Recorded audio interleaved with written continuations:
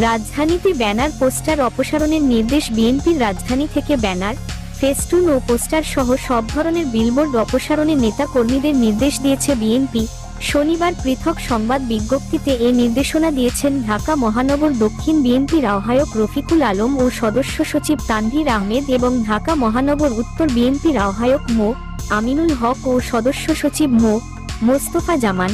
বিজ্ঞপ্তিতে আগামী ৪৮ ঘণ্টার মধ্যে সোমবার সন্ধ্যার মধ্যে ঢাকা মহানগর দক্ষিণ বিএনপির ব্যানার, ফেস্টুন ও পোস্টার সহ সব ধরনের বিলবোর্ড অপসারণের জরুরি নির্দেশনা দেওয়া হয়েছে। নির্দেশনা অমান্যকারীদের বিরুদ্ধে কঠোর সাংগঠনিক ব্যবস্থা গ্রহণের হুঁশিয়ারি দেওয়া হয়েছে।